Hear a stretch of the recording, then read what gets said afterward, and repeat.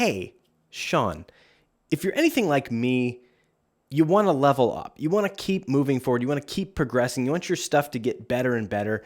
And whether you think you're in a spot right now where like, hey, things are going pretty good. I got good clients. I got neat projects. I'm traveling a little bit. I'm getting called on to shoots. Awesome. There's still room to improve and to up your game. And then at the same time, if you're sort of in a slump and you're like, man, I don't have a lot of work right now. All my stuff does look the same. I've been doing the same thing for 2 years now and nothing's changing. Regardless of where you are, you're going to want to level up. And I want to say that because if you're in that slump and you do start to level up, you're not going to have that feeling of like, okay, I'm good. I made it. And so temper your expectations because you're always going to want to improve and you always can, which is the cool part. And so this video is sort of two and a half things that are going to let you level up today, tomorrow, this week. As soon as you want to, you can. And so the first thing is go make something. If that's all you needed to hear, you can turn off the video, grab your camera, and go make something. But for a lot of people, we only shoot for our clients. And for a long time, I struggled with my reel because it was only stuff that I'd produced for my clients. And there's always a limitation with my clients. There's always a budget or a time limitation. It's either time or money where there's not as much as we wish we had. And so you can film a project with, really cool looking assets and stuff, but if you got to shoot that over the course of 4 days instead of 2 or 1, you can do so much more and take your time, and each shot can be better and more thoughtful. But when you don't have the time to do that, it's going to affect your work. And so I was in this situation where I was looking at everything I'd created for my clients, and I was sort of sad because it's like, man, I'm capable of more, and I wish my portfolio would show that. And because every future client, every potential client is looking at my portfolio, my reel, and saying, oh, this is what Sean can do. It's frustrating because it's like, no, that's not, I can do more. I just haven't had the budget to do it. I haven't had the time to do it. Everything has been, limited by something beyond my control. And so the projects are limited in how good they are from my perspective. And so what I started to do for my portfolio was shoot stuff that wasn't for clients.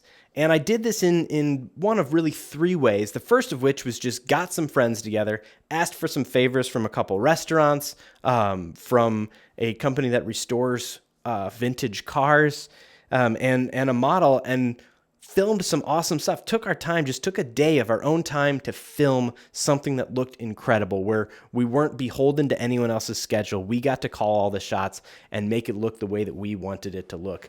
And those shots are they're in the opening of my reel currently, not for any client, but it's a good depiction of what I'm capable of producing. And it's beyond what I had been paid to produce at that point, but it's helpful in finding new work.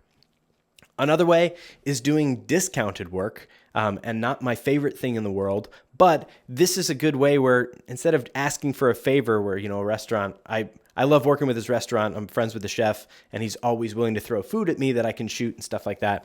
But there's projects that are bigger than that, but if you can do it at a discount, say, hey, give us a chance, we'll do it for this, we'll produce something that you'll like, and so you're able to pay your crew and stuff. It's not what everyone wants to make, but everyone does get to level up as a part of that. And so that's option 2. And option 3, I had more luck with this than I thought I would, but I did a few giveaways online where I essentially put out there, hey, I got some new gear, or we're testing some new things and we need a company to practice with. And so the very first time I did it for free, and I said, we're going to select one company for free and produce a video. So nominate your friends or, the decision makers. And I put up a Google form, and I picked one of those and produced this video. It was actually for that vintage car shop, the very first time that I interacted with them. And then I did it again a couple years later for like $6,000 of production for $1,500 or $2,000 or something like that. And I did the same thing where I had a bunch of people submit nominations. I chose one and I produced a video for that amount. And then I did it one final time for like $5,000 for a $15,000 production. So I essentially donated all of the editing time and my time and used that $5,000 to rent some good lights and cameras and crew that really produce something that was beyond anything that I was able to do before. And at that time, I wasn't going to get a 15 grand budget for anything just because of where my reel was. But by making that sacrifice, I was able to level up. And I don't like doing work for free like I did at the start. But there's times where the unfortunate reality is you need to make stuff. You have to make stuff to get better. You can study all you want. You can watch as many YouTube videos as you want, but you will not level up until you get out a camera and go shoot something and edit it. And the more you do that, the better you will get. But there's going to be times where you just can't find somebody, whether it's because of your own marketing or connections or just the timing. You just can't find someone who's going to pay you to do it. And that's such a bad excuse to not do something.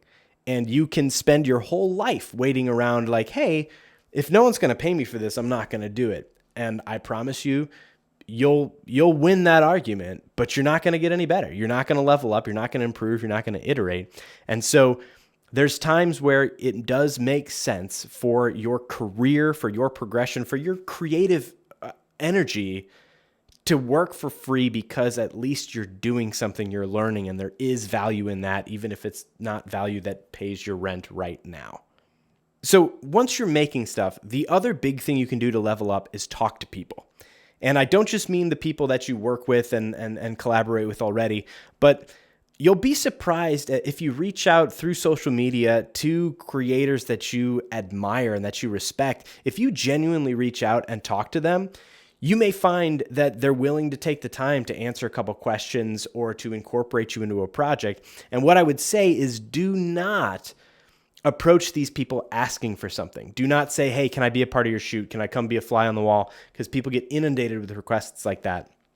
But to ask, hey, I just want to ask, how did you first get started? Is there any tips that you would give somebody? Something that's very little commitment for them, but a lot of these people are eager to help out. And I've been given so many favors to get to the point that I am, that I'm always willing to take the time with somebody who has questions, who's trying to level up their game, whether they're sort of above where I am or not, even though it's not exactly a linear thing.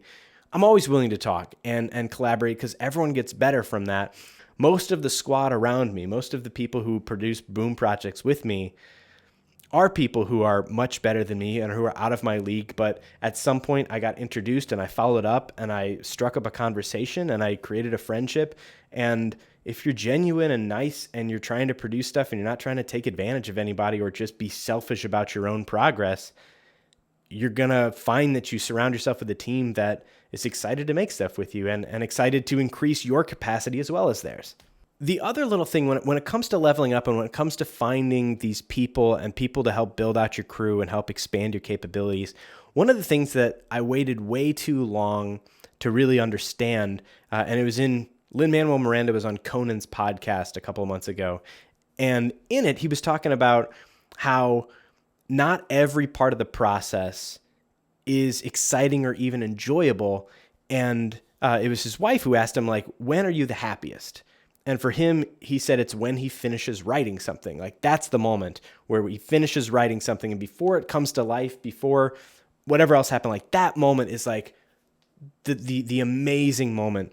And so think about yourself, and as you produce these projects, there's a part where somebody agrees to pay you. There's a part where you get all the crew lined up and you get that schedule set. There's a part where you show up and you're setting up all the gear. There's a part when you press record, and a part when you wrap for the day, and a part when you go home and you edit, and a part when you deliver a draft and you get comments. There's all these different, phases to every one of these projects. And not all of them are going to be your favorite. And if you take a little time to reflect on what parts you love and what parts are more of a drag for you, you can start to find people that plug into those pieces and places in other people's projects that you can plug into that you really enjoy. And you can find people who enjoy the pieces that you don't. And you can start to build a team that lets your projects grow bigger and faster, and that everyone's enjoying their piece of, and no one has to do this part because somebody's going to like to do that part. And so think about that as you continue to level up, because if you keep doing everything yourself, you're going to limit what you're able to do.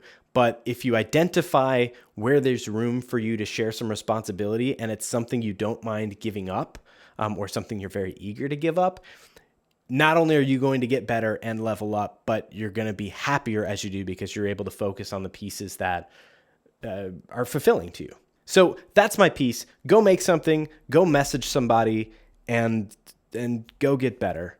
That's all I got. Thanks for watching. See you later. Bye.